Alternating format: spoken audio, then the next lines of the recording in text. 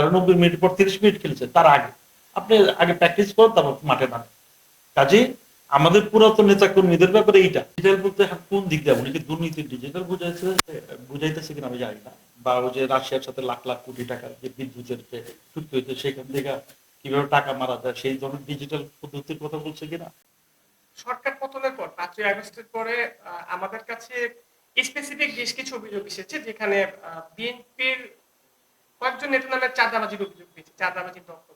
আপনি যেহেতু বিএনপির সিনিয়র বা হেভিওয়েট একজন নেতা দক্ষিণ কেরানীগঞ্জ, তো এই বিষয়ে আপনার মতামত কি, বা যারা চাঁদাবাজি করছে তাদের উদ্দেশ্যে আপনার মেসেজটা? অ্যাকচুয়ালি আমাদের সাথে কারা হাসছে, কারা মামলা খেয়েছে, যারা স্লোগান দিচ্ছে আমরা চিনি তাদের। এখন অনেকে আইসা বলে যে ভাই আমি তো চিনেন না আমারে।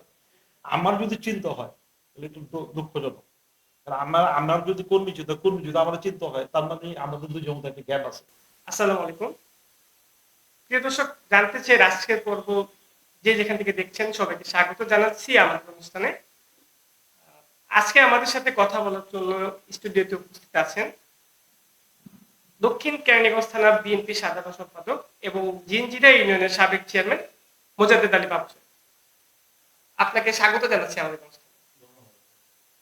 আজকে আমরা আপনার সাথে সমসাময়িক বিভিন্ন বিষয় নিয়ে কথা বলবো। প্রথমে যে বিষয়টা জানতে চাচ্ছিলাম, গেল এক যুগের বেশি সময় ধরে আপনার বিরোধী দলে আছেন। গত সরকারের আমলে যেটা আমরা দেখেছি যে বিএনপি নেতাদের ধরপাকড়, প্রহসন সহ নানান ধরনের অত্যাচার এবং প্রভার মধ্য দিয়ে রাখা হয়েছিল। তো এই যে এক যুগের বেশি সময় চোর পুলিশের সাথে চোর পুলিশ খেলেছে, কখনো বাসায় থেকেছেন, কখনো বাড়ি বাড়ি ছাড়া হয়েছে। তো এক যুগ পরে একটা স্বাধীনতা পেয়েছেন বলা চলে, তো এই স্বাধীনতাটা কিভাবে দেখছেন? ধন্যবাদ। যারা আমার বক্তব্য শুনছেন সবাইকে প্রথমত আপনার যে বললেন আমি কিন্তু আমরা রাজনীতি আমরা একটা মতদেশে বিশ্বাস করি। আমার মানুষের মৌলিক অধিকার মানুষের বিভিন্ন রাজনীতি যে অসঙ্গতি ছিল সেই জন্য আমাদের আন্দোলন সংগ্রাম তার মধ্যে একটা ছিল মানুষের ভোটাধিকার ফিরে পাওয়া। আপনারা দেখেছেন আমাদের নতুন প্রজন্ম পরপর 3বার জাতীয় ইলেকশন পদ্ধতি করে। আমরা চাচ্ছিলাম যে মানুষের যে ভোটের অধিকার সেটা ফিরে পাওয়ার জন্য আমরা রাজনীতি আন্দোলন করি। এবং আমাদের কিন্তু মূলত পুলিশের আমি বলবো কারণ চোখ কম জিনিস মানুষের যার সম্পর্ক আমরা বলে যে আমরা চোরের বিরুদ্ধে ডাকাতের বিরুদ্ধে আমরা আন্দোলন সংগ্রাম করছি। যারা দেশটা চুরি করছে, যারা মানুষের স্বাধীনতা হরণ করছিল, যারা ব্যবসায় কায়েম করেছিল, যারা একদলীয় সরকার কায়েম করেছিল, তাদের বিরুদ্ধে মানুষের অধিকারটা যাতে ফিরে পায় সেই জন্য আমরা আন্দোলন সংগ্রাম করছি। এটা আমরা রাজনৈতিক বীর হিসেবে, রাজনৈতিক কর্মী হিসেবে আমরা আন্দোলন সংগ্রাম করছি। আর যেটা আপনি ভিন করতেছে পুলিশের সাথে, অ্যাকচুয়ালি কি পুলিশ তো আমাদের মানে বালিশ ভাবতো যে এদের পিটাইলে কোনো অসুবিধা নেই, পিটাই মজা পাইতো, আর মিথ্যা মামলা দিয়েও ভাই ওরা মজা পাইতো। অ্যাকচুয়ালি পুলিশের সাথে এই যে আমি আপনার এই অফিসে বসে কথা বলতেছি, এটাও কিন্তু 2 বছর বন্ধ ছিল, আমি বুঝতে পারিনি। এখানে আমি বসতে পারিনি, কোনো কথা বলতে পারিনি। আমি যদিও সাবেক চেয়ারম্যান ছিলাম, মনে করেন আমি রাজনীতির একটা দলের আদেশে বিষয়, কিন্তু আমার তো এলাকার তো আমি চেয়ারম্যান ছিলাম, এই এলাকার মানুষও তো আমার কাছে আসতে পারে, কিন্তু তারা কিন্তু আসতে পারতো না, আমিও বুঝতে পারতাম না। যাই হোক, অনেক আন্দোলন সংগ্রামের মাধ্যমে আমরা পেয়েছি। অ্যাকচুয়ালি আমাদের অধিকার ছিল কয়েকটা, দাবি ছিল কয়েকটা। একটা হলো তত্ত্বাবধায়ক সরকারের অধীনে নির্বাচন, দেশটাতে খেলাধুলার মুক্তি এবং মানুষের মৌলিক অধিকার ফিরে আনা। আপনারা দেখেছেন আমাদের অনেক সময় প্রশ্ন করা হয় যে আপনাদের এত মামলা, এত ত্যাগ, এত অ্যাকচুয়ালি আমাদের এত মামলা, এত ত্যাগের থেকে আপনি যদি একটু চিন্তা করেন, পরপর 3বার প্রধানমন্ত্রী দেশটাতে খালেদা জিয়া, তার নিজের আবাস থেকে তারে উচ্ছেদ করা হয়েছে। তার স্বামী বিজড়িত, তার স্বামী আবার কে? তার স্বামী হলো রাষ্ট্রপতি, বাংলাদেশের সবচেয়ে জনপ্রিয় রাষ্ট্রপতি, তার বাসা থেকে তার উচ্ছেদ করা হয়েছে। আমরা কিন্তু একটা জিনিস খেয়াল করেন, আমরা যেহেতু আন্দোলন সংগ্রাম করেছি, এন্ড অফ দ্য ডে কিন্তু আমরা ফ্যামিলির সাথে দেখা করছি, আমার বাচ্চার সাথে দেখা করছি। দেশের সাথে খালেদা জিয়া কিন্তু এই সুযোগটাও ছিল, সে কিন্তু বাসায় বসে একাকী জীবন যাপন করতো এই স্বৈরাচারী শেখ হাসিনা এমন। যাক, ওনার মুক্তিটা আমাদের একটা ই ছিল, আল্লাহ ওনার মুক্তি দিয়েছে। এখন পরবর্তী পদক্ষেপ হলো আমাদের যে এই ডাকাত, যারা ডাকাত ছিল আগে, যারা আগে ডাকাতের মতো মানুষের সম্পদ আহরণ করতো, বা আমাদের সম্পত্তি তাদের নিজের সম্পত্তি ভাবতো, দেশটি বাবার সম্পত্তি ভাবতো, তাদের বিরুদ্ধে আমরা প্রাথমিকভাবে একটা বিজয় অর্জন করেছি ছাত্র জনতা সম্মিলিত প্রচেষ্টার মাধ্যমে। তাদেরকে আমি লাল সেলুট জানাই, যাদের যাদের মাধ্যমে, এই ছাত্রদের মাধ্যমে বাংলাদেশে একটা নতুন সূর্যের উদয় হয়েছে। এই সূর্যটাকে ধরে রাখতে হবে, স্বাধীনতা অর্জনের চেয়ে স্বাধীনতা ধরে রাখা অনেক কষ্ট। আমরা আশা করব তাদের লক্ষ্য আমাদের লক্ষ্য কিন্তু এক অভিষ্ট। তারাও চাচ্ছিল এই স্বৈরাচার মুক্ত শ্বাস, একটা স্বাধীন দেশের শ্বাস নেওয়ার জন্য, আমরা ওই স্বাধীন দেশে আমি শ্বাস নিতেছি, এটা আমার খুব ভালো লাগতেছে। তা শ্বাস নিলে তো হইব না, শ্বাসটা যাতে সবসময় প্রবহমান থাকে। এই জন্য আমরা চাচ্ছি এটা একটা সিস্টেমেটিক ওয়েতে চলুক, একটা গণতান্ত্রিক সরকার আসুক, মানুষ যাকে পছন্দ করে। মানে আমরা চাচ্ছি মানুষ যাতে, আমরা আগে যেটা দেখি যে সকালবেলা মানুষ লাইন ধরে ভোট দিত, একটা উৎসব মুখর একটা ভোটের ই ছিল, আমরা চাচ্ছি সেইটা ঐতিহ্যটা ফিরে আসুক। মানুষ কাকে ভোট দেবে সেটা বড় কথা না, আমাদের যদি ভোট দেয়, মানুষ যদি ভাবে যে এদের কাছে দেশের স্বাধীনতা, সার্বভৌমত্ব, দেশের স্বার্থ সংরক্ষিত থাকবে, আমাদের ভোট দিবে, আমরা ক্ষমতা আসবো। আর যদি ভাবে যে না আমাদের অপরের, ওরা আমাদের বিজ্ঞ আছে, আমাদের ভালো, তাদের ভোট দিবে। আমরা চাচ্ছি মানুষের মৌলিক অধিকার ফিরে আনার জন্য। এবং ইনশাল্লাহ এই চেষ্টা আমাদের এখন অব্যাহত আছে ও থাকবে, যে পর্যন্ত আমাদের দেশের মানুষ একটা সুষ্ঠু সুন্দর ভোটের মাধ্যমে একটা নতুন সরকার ভোট না দেয়, সে পর্যন্ত আমাদের সংগ্রাম চলবে ইনশাল্লাহ। আর যেটা বলছে, হ্যাঁ এটা ভালো লাগতেছে যে আমি আপনার সাথে কথা বলতেছি, আপনি কত সুন্দর সময় নিয়ে আমার সাথে কথা বলতেছেন, আমিও সময় নেই, আমাদের কিন্তু এই সময়টা ছিল না। আমি কিছুদিন আগে আমরা বন্যা দুর্গতদের জন্য জিঞ্জির বিএনপির পক্ষ থেকে একটা ত্রাণ আমরা প্রোগ্রাম নিয়েছিলাম। আমাদের প্রধান অতিথি হিসেবে ছিল আমাদের বীর মুক্তিযোদ্ধা সাবেক মন্ত্রী বৈশ্বচন্দ্র রায় উপস্থিত ছিলেন, রিপন রায় ছিল ঢাকা জেলার সাধারণ সম্পাদক। তো এদের তো নতুন করে পৌঁছাতে সুযোগ নাই। তখনও কিন্তু আমরা বলেছি আমরা কোনো প্রোগ্রাম করার আগে সেখানে কিন্তু পুলিশ চলে যেত, সেটাকে। আর আমরা ওখানে কিন্তু কিছুদিন আগে কিন্তু আমরা সেখানে চেয়ার টেবিল নিয়ে সুন্দরভাবে বসেছিলাম। এটি পার্থক্য। এক সময় আমরা একটা প্রোগ্রাম দিছি, পথসভা করব, আমাদের আগে পুলিশ, ওইখানে 200 পুলিশ চলে গেছে। আর আমরা এখন যে চেয়ার টেবিলে বসে থেকে একজন আমাদের ডিস্টার্ব করে না। অ্যাকচুয়ালি আমাদের প্রতিপক্ষে কি পুলিশ ছিল নাকি আওয়ামী লীগ ছিল, এটা বুঝাটাই না। মানে আওয়ামী লীগ প্রশাসনে এমন ভাবে কুক্ষিগত করছিল, আমাদের মনে হয়েছিল পুলিশ ভাইয়েরা আমাদের প্রতিপক্ষ ভাবে, আমরা ওদের প্রতিপক্ষ ভাবি। কিন্তু এটা কিন্তু ঠিক না, ওনারা আমাদের সেবক, আমরা ওনাদের বন্ধু। এই এই জিনিসটা যাতে ফিরে আসে, এটা আমাদের একটা চেষ্টা। আপনার কথাতে বুঝতে পারলাম স্বাধীনতাটা আপনি দারুণভাবে এনজয় করছেন। অবশ্যই।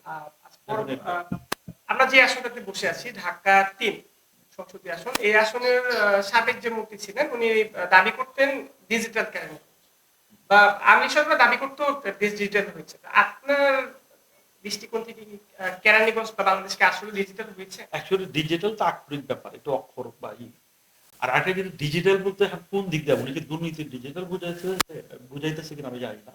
বা ওই যে রাশিয়ার সাথে লাখ লাখ কোটি টাকার যে বিদ্যুতের যে চুক্তি হয়েছে, সেখান থেকে কিভাবে টাকা মারা যায়, সেই ধরনের ডিজিটাল পদ্ধতির কথা বলছে কিনা। বা বর্তমানে আপনারা দেখেন যে বাংলাদেশের থেকে সবচেয়ে বেশি মানে টাকা পাচার হয়েছে, তার মধ্যে উনি অনব দেন, নসরুল আহমেদ বিপু। উনি সেটা বুঝাইছে কিনা, বা মানুষের কিভাবে জমি দখল করা যায়, পরাগ মন্ডলের ছেলেদের কিভাবে হত্যা করে জমি জমা কুক্ষিগত করা যায়, এই ধরনের ডিজিটাল কথা বলছে কিনা জানি না। কিন্তু বাস্তবিক অর্থে যেটা উন্নয়ন বলা হয়, বাস্তবিক অর্থে মানুষের উন্নয়ন, এলাকার উন্নয়ন, রাস্তাঘাটের উন্নয়ন, মানুষের নৈতিকতা কিভাবে উন্নয়ন করা যায়, সেই ধরনের ডিজিটাল কর্মসূচি উন্নয়ন আমি দেখি নাই। আমি দেখেছি কিভাবে জমি দখল করে তার বাবার নামে, আমাদের জিনিয়ারা তাকে জমি দখল করে তার বাবার নামে একটা কলেজ করতে চেয়েছিল। আপনারা দেখেছেন, আমি বলছি তাদের উন্নয়নের একটা কমিউনিটি সেন্টার করছে, জিনিয়ারা এখন ইউজ করতে পারেনি মানুষ।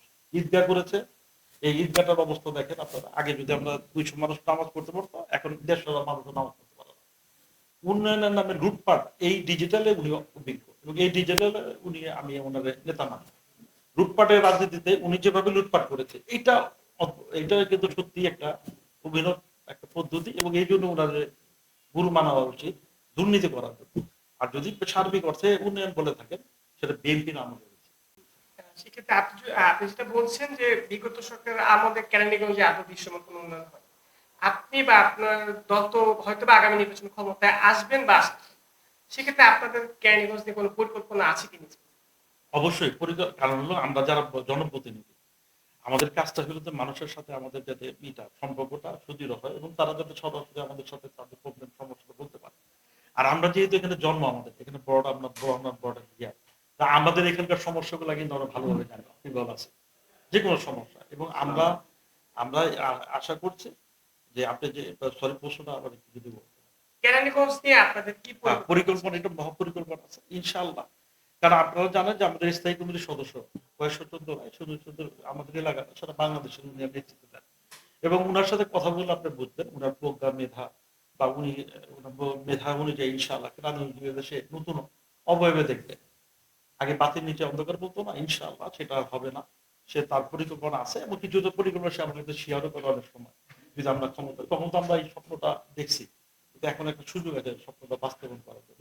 আমি আশা করি উনি যদি সুযোগ পায়, ওনাকে বুদ্ধি দেওয়ার মতো ক্ষমতা আমার নাই, আমাদের নেতা আছে, উনি এই ক্রান্তিকে নতুন ভাবে সাজাবার একটা পরিকল্পনা করছে। আমরা হয়তো তার সাথে হাঁটবো, তিনি আমাদের সামনে হাঁটবেন, তার সাথে এই উন্নয়ন পরিকল্পনা আমরা তার সাথে হাঁটবো। আচ্ছা, এবার একটা ভিন্ন প্রসঙ্গে আসি। সরকার পতনের পর 5ই আগস্টের পরে আমাদের কাছে স্পেসিফিক বেশ কিছু অভিযোগ এসেছে, যেখানে বিএনপির কয়েকজন নেতা নামে চাঁদাবাজির অভিযোগ পেয়েছে, চাঁদাবাজির দখল। আপনি যেহেতু বিএনপির সিনিয়র বা হেভিওয়েট একজন নেতা দক্ষিণ কেরানীগঞ্জ, তো এই বিষয়ে আপনার মতামত কি, বা যারা চাঁদাবাজি করছে তাদের উদ্দেশ্যে আপনার মেসেজটা? অ্যাকচুয়ালি কি ভাই, আমি আমি সত্যিকার অর্থে 5ই জানুয়ারিতে এই সুন্দর দৃশ্য দেখার সুযোগ আমার হয়নি। আমি তখন দেশে বাইরে ছিলাম, কিন্তু আমি ছিলাম বাইরে, কানাডাতে ছিলাম, কিন্তু সেইখানে কিন্তু আমরা উদযাপন করছি। কানাডায় একটা বাঙালি পাড়া আছে ডেনপোর্ট, সেখানে উদযাপন করছি। তা আমি কানাডা থাকা অবস্থায় দাদা আমার ফোন করছিল 5ই জানুয়ারিতে, 5ই আগস্টে? সরি 5ই আগস্টে দাদা আমার ফোন করে বলল যে, বাবু এই ক্রাইমগুলি এই অবস্থা হইতেছে, আমার একটা জাস্ট ইনফরমেশন দেওয়া বা আমাকে সতর্ক করা বা আমার মাধ্যমে কর্মীদের সতর্ক করা, যাতে আমরা এই এই চাঁদাবাজি লুটতরাজের মধ্যে আমরা যাতে অংশগ্রহণ না করি। সে একটা আমাদের মেসেজ দিছিল। তা আমাদের পরবর্তীতে সে তার মেসেজ অনুযায়ী যখন আমি দেশে আসছি, দেশে আসার পর কিন্তু আমরা দেখছি ঘুরে ভিডিও ফুটেজ গুলো দেখছি, মানে দেখা যায় যে আমাদের এখানকার যে সাবেক চেয়ারম্যানের বাসায় কারা আক্রমণ করছে, বা বিভিন্ন ব্যবসা বাণিজ্য কারা আক্রমণ করছে, বা তার আওয়ামী লীগপন্থী যাদের ব্যবসা বাণিজ্য যারা লুটপাট করছে, সেই ভিডিও ফুটেজে কিন্তু সত্যি কথা আমাদের নেতা কর্মীদের কিন্তু যদিও কম ছিল, আমাদের নেতা কর্মীরা ছিলই না বলতে গেলে, কারণ ভিডিও ফুটেজ কিন্তু এখন এটা অস্বীকার করার কোনো উপায় নাই। উপায় নেই। তা আপনারা যে যে যে দার্দন ক্লাসে আমাদের ছেলেরা, আমাদের ছাত্র দল যুব দলের ছেলেরা এগুলো করছে, তাহলে ওই ফুটেজ গুলো আপনার আনেন। এবং আমরা কিন্তু নিশ্চিত থাকেন, যদি কেউ এই ধরনের কাজে জড়িত থাকে, আমি আর আমার সভাপতি দীপন রায় চৌধুরী, আমরা কিন্তু এই ব্যাপারগুলো জিরো টলারেন্স আছে। প্রাথমিকভাবে যদি আমরা এগুলো না করতে পারি, পরে কিন্তু আর করতে পারবো না। কাজে আমরা যদি সৎ থাকি, তাহলে আমাদের নেতা কর্মীরা সৎ থাকে, তারা লুটতরাজ করবে না। আর আমরা যদি অসৎ হয়ে যাই, তাহলে তারা সুযোগটা পাবে। আমার বিশ্বাস আমাদের স্থায়ী কমিটির সদস্য তাদের একটা কথা বলেছেন, আমি কাউকে পর করে নেই, কাজে নতুন করে আপন করার কোনো সুযোগ নাই। চাঁদাবাজ, সন্ত্রাসী, পোল্ট্রিবাজদের স্থান বিএনপি ঢাকা 3-এ নাই। কাজে আমরা ওই আদেশে আছি, এবং আমাদের দলে যদি আমরা স্পেসিফিক আমরা সুনির্দিষ্ট কোনো অভিযোগ পাই, অবশ্যই তার বিরুদ্ধে সাংগঠনিক এবং আমাদের দেশটা তারেক রহমান কিন্তু একটা কথা বলেছে কিছুদিন আগে আমাদের ভিডিও কনফারেন্সের মাধ্যমে, শুধু দল থেকে বহিষ্কার করা হবে না, যদি কেউ এই ধরনের অপকর্ম, রাষ্ট্রবিরোধী কার্যকলাপে বা দলের স্বার্থ পরিবর্তিত কোনো কাজে লিপ্ত থাকে, তাকে দল থেকে বহিষ্কার করা হবে, এবং উনি বলছে প্রচলিত আইনে তার বিরুদ্ধে আইনের ব্যবস্থা গ্রহণ করা হবে। এরপরে কিন্তু আর কিছু থাকে না। অ্যাকচুয়ালি আমরা দল থেকে বহিষ্কার, আর সেকেন্ডলি দেশের প্রচলিত আইনে বিএনপি তার বিরুদ্ধে মামলা করবো। তো এইটা, এই বার্তাটা যদি আমাদের তৃণমূল পর্যায়ে নিয়ে তারা বুঝতে না পারে, তারা বোকার সঙ্গে আছে। আমি আশা করি যে আমরা সবাই যারা ভুল করেছি বা ভুল করতে পারি ভবিষ্যতে, তারা সবাই সচেতন হয়ে যাবে ওনার এই মেসেজটা শোনার পর থেকে। আরেকটা বিষয় আছে, সেটা হচ্ছে হাইব্রিডদের ব্যাপারে। আমি অনেকজন ত্যাগী মানে বিএনপির একাধিক নেতার সাথে কথা বলেছি, বা তারা আমার সাথে কথা বলেছে। তো 5ই আগস্টের পরে ত্যাগী অনেক নেতার আক্ষেপ, তাদেরকে মূল্যায়ন করা হচ্ছে না, বা হাইব্রিড অনেক বিএনপিতে বেড়ে গেছে। 5ই আগস্টের পর নব্য বিএনপি যারা আছে, তাদের ধীরে আসলে ত্যাগী নেতারা যথাযথ মূল্যায়ন পাচ্ছে না। এই বিষয়টা আপনি কিভাবে দেখছেন, বা আপনার মূল্যায়নটা? সবচেয়ে বড় কথা কি, আমি আর আমার সভাপতি নিপুণ রায়চৌধুরী, আমরা কিন্তু রাজপথে আসছিলাম, আমরা রাজপথে ছিলাম, আমরা সম্মেলন করতে মামলা খেয়েছি, আমাদের সাথে যারা হারছে, যারা আমাদের সাথে মামলা খেয়েছে, আমরা কিন্তু তাদের চিনি। ত্যাগী কারা আমরা চিনি, ত্যাগী কারা আমরা চিনি। কাজে ত্যাগী কর্মীর মূল্যায়ন বলতে কি বোঝায়? মূল্যায়ন তো আমাদের হয়ে গেছে, জনগণ আমাদের মূল্যায়ন করছে। আমরা আর কত মূল্য হবে? জনগণ আমরা যে স্বৈরাচার শেখ হাসিনা মুক্ত বাংলাদেশ ছিলাম, সেটা আমরা পেয়ে গেছি প্রাথমিকভাবে। কিন্তু আমাদের যেটা চাওয়া, মূল্যায়ন বলতে যদি আর্থিক কোনো ব্যাপার বোঝান, মূল্যায়ন বলতে যদি ভাবেন যে পথ প্রতিবে, সেটা লং টাইমের ব্যাপার, পরে দেখা যাবে, এটা পরে দেখা যাবে। আমাদের প্রত্যেকটা নেতা কর্মীর মূল্যায়ন আমরা করছি। হাইব্রিডদের ব্যাপারে আপনার? হাইব্রিড তো সব জায়গায় থাকে, দেখেন না, ওই যে আমরা এসে একজন বলতেছে আমাদের সাথে কারা হারছে, কারা মামলা খেয়েছে, যারা স্লোগান দিচ্ছে, আমরা চিনি তাদের। এখন অনেকে আইসা বলে যে ভাই আমি তো চিনেন না মারে। আমার যদি চিন্তা হয় তাহলে একটু দুঃখজনক। আমার যদি কর্মী যদি আমার চিন্তা হয়, তার মানে আমাদের দুজন মধ্যে একটা গ্যাপ আছে, ঠিক না? হয়তো আমি রাজপথে ছিলাম না, এই জন্য কর্মী ছিল না, বা ওই কর্মী ছিল আমি চিনি না, ঠিক না? তো এই জন্য আমার কথা যে হাইব্রিড সবসময় থাকবে, এদের বিবেক নাই, এদের বিবেক লজ্জা বোধ নাই। আমার এখানে এসে অনেকে বলে যে ভাই আমি এটা করছি ওইটা করছি। আমার কথা, জমি জমার একটা হিসাব আপনি করবেন, যেমন সিএস, এস এ, আর এস। এখন সিএস আপনার বড় নেতা ছিলেন, কিন্তু এস এ নাই, আর এস আপনার নাই, আন্দোলন নাই, সংগ্রামে নাই। আপনি যদি বলেন যে 14 বছর আগে এটা ছিলাম, এই কখন আমরা বলছি তুমি আগে আসেন, সম্মানে আপনি সম্মানিত ব্যক্তি, কিন্তু যারা আমার 90 মিনিট ফুটবল খেলছে আমার সাথে, যারা 90 মিনিট পর 30 মিনিট খেলছে, তার আগে আপনি আগে প্র্যাকটিস করেন, তারপর মাঠে নামেন। কাজে আমাদের পুরাতন নেতা কর্মীদের ব্যাপারে এইটা। আর যারা হাইব্রিড, এটা আমরা চিনি রে ভাই। হাইব্রিডটা আমরা চিনতাম না কখন, যদি আমি রাজপথে না থাকতাম, আমার নেত্রী যদি রাজপথে না থাকতো, দাদা যদি কেরানীগঞ্জ সম্বন্ধে আইডিয়া না থাকতো, তাহলে অনেকে হাইব্রিডের নেতা উদ্ভব হইতো, বলতো যে আমি এটা। কারণ আমাদের, আমরা জিনিয়ারিতে কানে, কুন্ডা, হরজতপুর, কে আমাদের সাথে মিটিং করতে, সরি হরজতপুর আমাদের না, কুন্ডা, তেগুড়িয়াতে আমরা কিন্তু চিনি। হাইব্রিড আমার কাছে ইনশাআল্লাহ, দাদার কাছে, নিপুণের কাছে কোনো আশ্রয় প্রশ্ন পাইব না। হাইব্রিড তো হইবই ভাই। হাইব্রিডের স্থান আপনাদের কাছে। যেহেতু সামনে জাতীয় নির্বাচন হবে, আপনি বিএনপির একটা দায়িত্বে আছেন, আপনার বিএনপির দক্ষিণ কেরানীগঞ্জ থানা বিএনপির সাংগঠনিক ভাবে কতটা গোছানো এবং কমিটিগুলো গোছানো আছে কি, আর গোছানো না থাকলে এই ব্যাপারে আপনার কি কি পদক্ষেপ? আমাদের কমিটি একদম 100 গুছাল, আমাদের মতো গুছাল আমরা বাংলাদেশ কোনো কমিটি, আমাদের অঙ্গ সংগঠন। আমরা আমরা কিন্তু 24 ঘন্টার মধ্যে, 24 ঘন্টার কম সময় প্রোগ্রাম করি। 24 ঘন্টা একটা নোটিশ, তারপর মানুষ একসাথে হয়েছে। এটা কিন্তু সাংগঠনিক ক্ষমতার জন্য হয়, এটা কমিটিগুলা দৃশ্যমান এই জন্যই হয়। আমাদের যে কোনো জায়গায় প্রোগ্রাম করতে আমাদের 1 ঘন্টা লাগে। জাস্ট একটা মেসেজ করে দেয় আমাদের নেতৃত্বের পক্ষ থেকে, মেসেজ অনুযায়ী কিন্তু আমরা সব সংগঠিত আমাদের প্রোগ্রাম করি।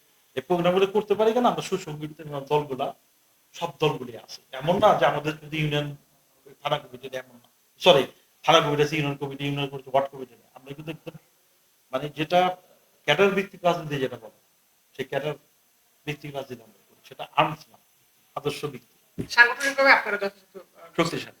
আচ্ছা, দেখতে দেখতে আমরা অনুষ্ঠানের শেষ পর্যায়ে চলে এসেছি। আপনার কাছে আমার শেষ প্রশ্ন, যেহেতু উপজেলা পরিষদ এবং স্থানীয় সরকার প্রশাসন ভেঙে দেওয়া হয়েছে, তো সেই ক্ষেত্রে আগামীতে উপজেলা পরিষদ নির্বাচন হবে, স্থানীয় নির্বাচন হবে, এগুলি নিয়ে ব্যক্তিগতভাবে আপনার কোনো পরিকল্পনা আছে কিনা, বা আপনি কোনো নির্বাচন প্রার্থী হবেন কিনা?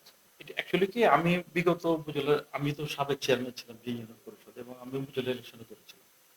তখন দলীয় ভাবে হয় নাই, অন্যভাবে হয়েছে। এখন যেহেতু এটা নির্ভর করে ভবিষ্যতের উপরে, এটা কি দল কি নির্বাচনে যাবে কি যাবে না, দলীয় ভাবে যাবে না, মানে যে ইচ্ছা সে দাঁড়াতে পারবে, এটা অনেক ভবিষ্যতের ব্যাপার, তো আমি বলতে পারি না ভবিষ্যৎ। আপনার ইচ্ছা আছে কিনা? আমার অবশ্যই আছে, যেহেতু আমি চেয়ারম্যান ছিলাম, আমি উপজেলায় আরেকবার দাঁড়িয়েছিলাম আমি। নেক্সট, এটা তো স্বাভাবিক, রাজনীতি যারা করে তাদের তো একটা ইচ্ছা উদ্দেশ্য থাকতেই পারে। আমারও আছে, কিন্তু যদি উদ্বোধন নেতৃবৃন্দ যদি ভাবে আমি এখানে কোয়ালিফাইড, বা আমি এখানে জনপ্রিয়, বা আমি পারবো, ওনারা যদি নমিনেশন দেয় বা ওনারা যদি যোগ্য ভাবে, তাহলে অবশ্যই ইলেকশন করবে। বিএনপি তো ভাই গণতান্ত্রিক দল, ইলেকশন মুখী দল। ইলেকশন হলে আমরা অবশ্যই ইলেকশন, সেটা যদি সুষ্ঠুভাবে হয় অবশ্যই পার্টিসিপেট করবো, দল যদি করে। দেখতে দেখতে আমরা অনুষ্ঠানের শেষ পর্যায়ে চলে এসেছি। দর্শকদের উদ্দেশ্যে 30 সেকেন্ডে যদি কিছু বলতেন। আমার বাসী যারা আছে তাদেরকে আমি সালাম ও শ্রদ্ধা জানিয়ে জানাচ্ছি। আপনারা আমাদের উপর আস্থা রাখতে পারেন, ইনশাআল্লাহ আমাদের ছাত্র জনতার ঐক্যে এবং বৈষম্যমূলক আন্দোলনে যারা আজকে শহীদ হয়েছেন, তাদের আত্মার মাগফিরাত কামনা করছি প্রথম তাদের কাছে, এবং তারা আমাদের বাংলাদেশে একটা নতুন বাংলাদেশ উপহার দিয়েছে। আমরা আশা করব আমাদের এবং তাদের উদ্দেশ্য এবং লক্ষ্য কিন্তু এক, অভিন্ন। আপনারা দোয়া করবেন যাতে আমরা আমাদের এই লক্ষ্য এবং উদ্দেশ্য অবিচল থাকতে পারি, এবং আমরা যাতে আমাদের সঠিক নেতৃত্বের মাধ্যমে এই কেরানীগঞ্জের মানুষ চাঁদামুক্ত একটা কেরানীগঞ্জ চায়, এই কেরানীগঞ্জের মানুষ চায় দখলমুক্ত একটা কেরানীগঞ্জ, এই কেরানীগঞ্জের মানুষ চায় অসাম্প্রদায়িক একটা সম্প্রীতির একটা বাংলাদেশ কেরানীগঞ্জ। সেটা যাতে আমরা উপহার দিতে পারি, সেই জন্য আপনারা দোয়া করবেন। এবং আরেকটা অনুরোধ আপনাদের কাছে, আমাদের চলার পথে ভুল হতেই পারে, আমাদের যদি কোনো ভুল হয়ে থাকে, আমাদের নেতা কর্মীদের যদি কোনো ভুল হয়ে থাকে, আমাদের সংশোধন করার জন্য আপনারা উপদেশ দিবেন। আমাদের পথ আমরা সুন্দর সহজ পথে যাতে চলতে পারি, সেই জন্য আপনারা আমাদের অভিভাবক হিসেবে আমাদের সবসময় কাছে থাকবেন, এই আশা ব্যক্ত করে, এবং আগামীতে ইনশাআল্লাহ যাতে আমরা আমাদের যে লক্ষ্য, সেই লক্ষ্যে পৌঁছতে পারি, সেই জন্য মহান আল্লাহ তাআলার কাছে দোয়া করব। ধন্যবাদ সবাই।